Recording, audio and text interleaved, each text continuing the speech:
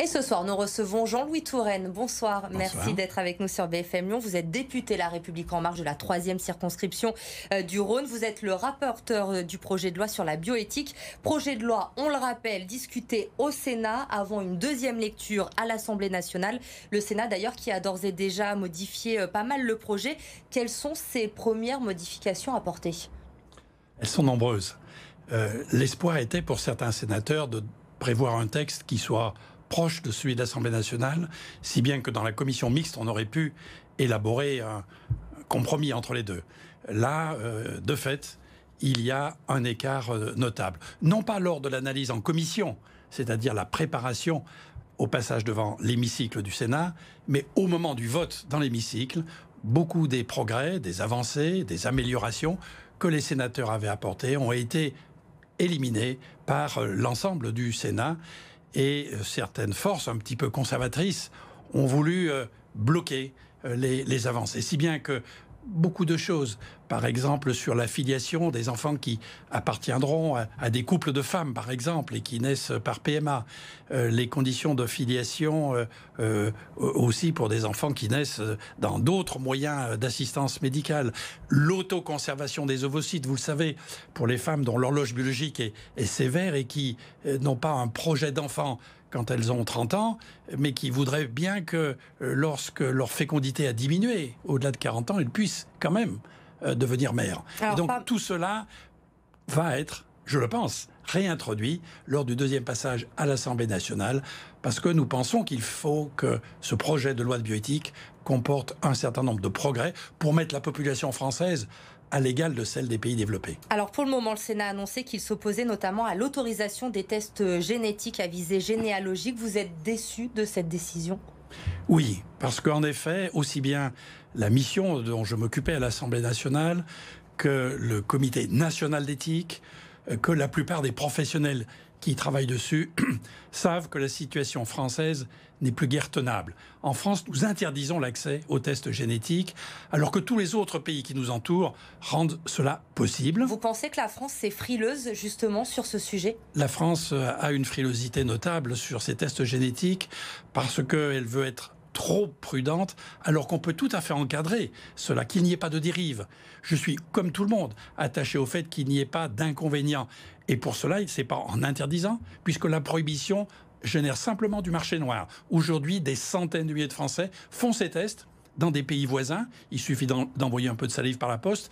Et ils ont des résultats qu'ils ne savent pas correctement interpréter. Donc, comme toujours, le marché noir génère des effets pervers. Alors que si c'est autorisé, mais avec encadrement, c'est-à-dire demandé par un médecin ou un conseiller en génétique, que les résultats lui sont expliqués pour qu'il n'y ait pas de fantasmes, d'inquiétudes, d'angoisse qui soient générés, et qu'on lui explique les bénéfices pour lui de pouvoir prévoir une évolution ultérieure, le risque d'une pathologie qui viendrait dans 20 ans et la possibilité pour lui de retarder celle-ci par un traitement préalable. Vous parlez d'encadrement. Agnès Buzyn, la ministre de la Santé, n'est pas du tout d'accord avec vous sur ce sujet. Elle l'a dit, elle est profondément défavorable. Cela expose à une multitude de risques, a-t-elle dit, et elle a peur que ça détourne pour des recherches de paternité. Vous comprenez la position de la ministre ? Alors, tous ces risques, je comprends qu'il ne faut pas prendre de risques. Ça, j'en suis tout à fait d'accord avec Mme Buzyn.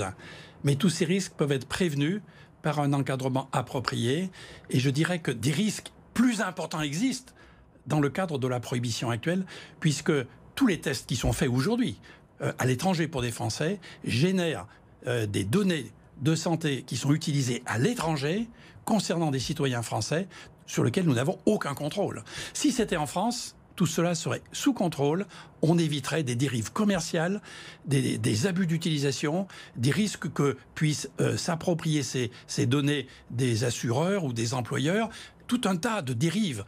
Par contre, je comprends tout à fait le désir de Madame la ministre de ne pas avoir de dérive eugéniste. Je suis moi-même très attaché à la lutte contre l'eugénisme. Mais on peut tout à fait faire en sorte qu'une utilisation encadré, raisonnable, sous un contrôle médical ou de spécialistes de génétique, permettent d'éviter ces dérives, mais que par contre le bénéfice puisse être apporté à ces personnes. En vous écoutant, Jean-Louis Touraine, effectivement, on a du mal à comprendre la position du gouvernement. Vous le dites, ces tests sont accessibles facilement pour les Français par Internet. 150 000 Français y ont eu accès l'an dernier. C'est assez paradoxal finalement d'interdire ces tests en France quand on sait, le gouvernement le sait, que des centaines de milliers de Français y ont tout de même recours. Tout à fait.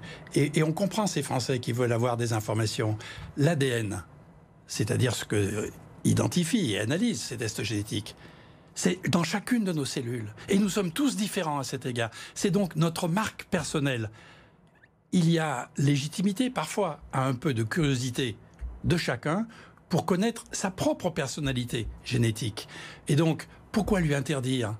Évidemment, ce qu'il faut lui interdire, c'est une utilisation malsaine, une utilisation qui dériverait. Donc là, oui, bien sûr, on peut le contrôler. Mais l'interdire complètement, eh bien, ça ne sera pas possible.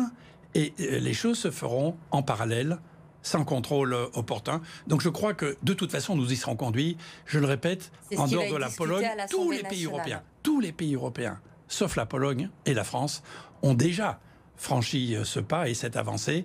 Et nous ne pourrons pas nous singulariser dans un espace européen où il n'y a plus de frontières. On parle de ces avancées justement, Jean-Louis Touraine, dans ce projet de loi sur la bioéthique. Il y a également, vous l'avez évoqué en début d'interview, la procréation médicalement assistée pour toutes les femmes. Il y a bien sûr des manifestations à Paris depuis que ce projet de loi est à l'étude, mais on a l'impression tout de même que le climat est beaucoup plus apaisé. On se souvient de ces grandes manifestations lors du mariage pour tous sous la présidence de François Hollande. On a l'impression qu'il y a eu une évolution également et j'imagine que ça doit être une grande victoire pour vous. Vous avez tout à fait raison, ça a été parfaitement apaisé, aussi bien dans les discussions de l'Assemblée nationale que du Sénat. Et il y a quelques manifestations à l'extérieur de ceux qui ont de la peine à évoluer, qui sont restés très traditionnels et qui ne comprennent pas qu'aujourd'hui, il y a plusieurs façons de faire famille. Mais ceci a été apaisé parce que, deux choses. Premièrement, nous avons préparé cela par 2 ans de travaux avec des auditions multiples, si bien que même ceux qui, au départ, étaient contre, ont compris ce que ça représentait pour les familles concernées et ils ont eu un sursaut d'humanité en entendant ces personnes. Et puis, deuxième facteur qui a permis que ça soit apaisé, c'est que personne n'a exagéré sa position. Il n'y a pas les bons d'un côté et les méchants de l'autre. Ceux qui, comme moi, pensent que ces avancées sont bénéfiques n'ont pas dit que les autres. Ceux qui le refusent sont des homophobes, sont des gens dénués de toute humanité, des gens qui ne comprennent rien, qui sont totalement réfractaires à tout progrès. Non, ce sont simplement... qui a fait avancer mais bien sûr, ce sont juste des gens qui ont des valeurs un petit peu plus traditionnelles et qui avancent un peu moins vite avec le progrès de la société. Mais inversement, ceux qui étaient contre le mariage pour tous, aujourd'hui, pour certains, disent « mais dans le fond, je vois que mes voisins sont...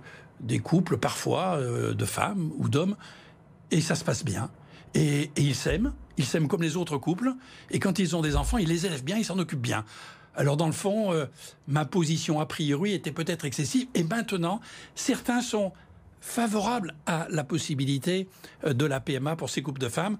D'autres sont hésitants, mais en tout cas ne sont plus radicalisés contre. Et il y a des avancées. Merci beaucoup Jean-Louis Touraine d'avoir été avec nous ce soir, député La République En Marche de la 3e circonscription.